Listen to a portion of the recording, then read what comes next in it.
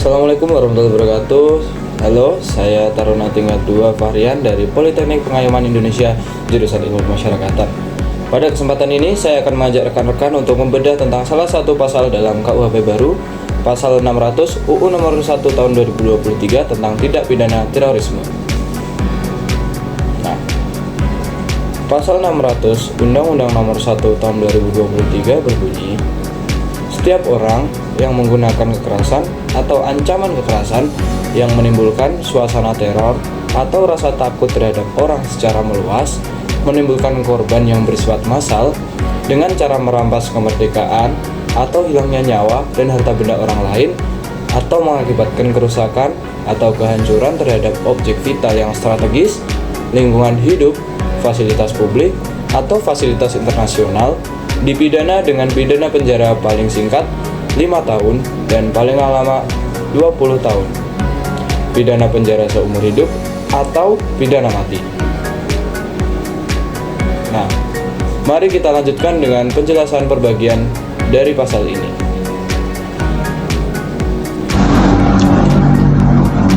Nah, yang pertama yaitu ada pada kata setiap orang.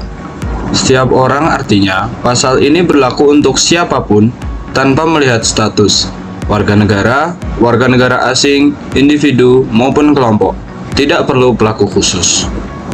Kemudian yang kedua ada kalimat yang menggunakan kekerasan atau ancaman kekerasan.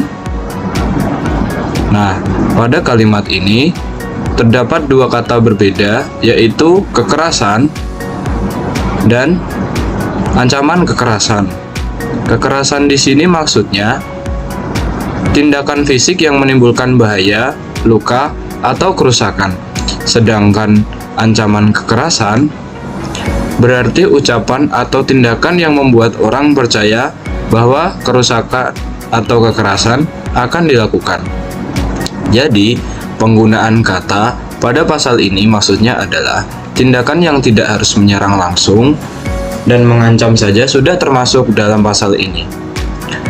Selanjutnya ada pada kalimat yang menimbulkan suasana teror atau rasa takut terhadap orang secara meluas. Di sini, suasana teror maksudnya yaitu membuat keadaan panik, kacau, atau intimidatif yang dirasakan masyarakat. Sedangkan rasa takut secara meluas berarti tidak hanya satu atau dua orang, tetapi banyak orang atau masyarakat umum. Intinya, tindakan tersebut efeknya besar dan membuat publik ketakutan. Berikutnya yaitu menimbulkan korban yang bersifat massal.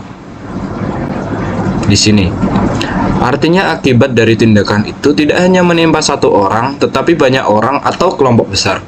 Kata massal sendiri di sini artinya jumlah korban banyak atau jumlahnya signifikan. Selanjutnya yaitu kalimat dengan cara merampas kemerdekaan atau hilangnya nyawa dan harta benda orang lain. Di sini. Nah, ini menjelaskan jenis kerugian yang disebut sebagai korban massal dalam 3 hal, yaitu yang pertama, merampas kemerdekaan. Merampas kemerdekaan itu bentuknya adalah penyanderaan, penawanan, mengurung banyak orang sehingga mereka tidak bisa bebas. Kemudian pada hilangnya nyawa. Hilangnya nyawa artinya ada korban meninggal karena tindakan teror tersebut. Dan hilangnya harta benda orang lain, kerugian properti dalam jumlah besar, rumah, kendaraan, fasilitas, masyarakat, dan lain sebagainya. Selanjutnya ada pada kalimat atau mengakibatkan kerusakan atau kehancuran terhadap objek vital yang strategis. Nah, di sini kehancuran terhadap objek vital yang strategis. Objek vital yang strategis adalah tempat atau fasilitas penting negara, misalnya pembangkit listrik, bandara, pelabuhan, pipa gas, instalasi militer, dan pusat komunikasi. Jika dihancurkan, dapat melumpuhkan kegiatan negara. Selanjutnya yaitu pada kalimat lingkungan hidup, fasilitas publik, atau fasilitas internasional. Pasal ini juga berlaku jika tindakan merusak lingkungan hidup seperti hutan, sungai, laut, atau ekosistem lain, dan mengenai fasilitas publik, contohnya kantor pemerintah, sekolah, rumah sakit, dan rumah ibadah.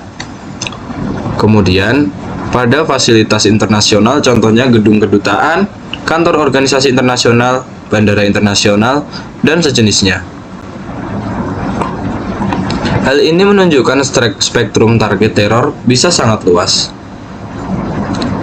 Terakhir, yaitu ancaman pidana. Kalimatnya berbunyi, dipidana dengan pidana penjara paling singkat 5 tahun dan paling lama 20 tahun, pidana penjara seumur hidup, atau pidana mati. Yang berarti, tindak pidana terorisme ini dihadapkan dengan pidana penjara minimal 5 tahun, maksimal 20 tahun, bahkan jika akibatnya sangat fatal, dapat dilakukan penjara seumur hidup atau bahkan pidana mati.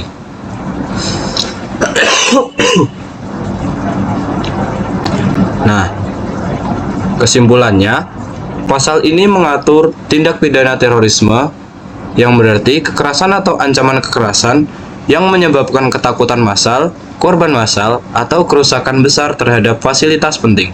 Karena itu, ancaman pidananya sangat berat, bahkan sampai hukuman mati.